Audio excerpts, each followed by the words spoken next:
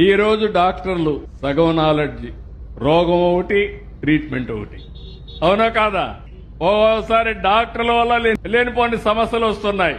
Wrong diagnose చేసి wrong medicine ఇస్తే ప్రమాదంలో పడతాం. ఒక సీఎం నుంచి ఈ స్టేట్మెంట్ రావడం చాలా బాధాకరం. డాక్టర్ల యొక్క సేవా స్ఫూర్తిని దెబ్బతీయడమే. ఎవరో డాక్టర్లు ఒకరిద్దరు ఉన్నారని చెప్పి డాక్టర్లందరినీ తప్పు పట్టడం, డాక్టర్లందరికీ అవగాహన లేదనడం, డాక్టర్లందరికీ వైద్యం రాదనడం చాలా తప్పుడు స్టేట్మెంట్ అది. ఎందుకంటే ప్రతి వ్యవస్థలోనే కొందరు ఉంటారు, అనుభవం లేని వాళ్ళు ఉంటారు, అవగాహన రాయిత్యం ఉన్న వాళ్ళు ఉంటారు. అలా అని చెప్పి అందరినీ ఒకే తోపైన తీసుకొస్తే మాత్రం చాలా తప్పుడు స్టేట్మెంట్ అవుద్ది. మనకి ఏదైనా ఆరోగ్య సమస్య వస్తే ఏ అయితే వైద్యం చేయించుకుంటామో డాక్టర్ దగ్గర పరిగెడతామా?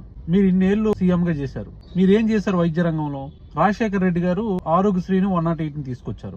జగన్మోహన్ రెడ్డి 5 ఏళ్ల పాలనలోనే 17 మెడికల్ కాలేజీలు నిర్మించాలని చెప్పి 7 మెడికల్ కాలేజీలు పూర్తి చేశాడు. మిగతావి సగం వర్క్ తో ఉన్నాయి.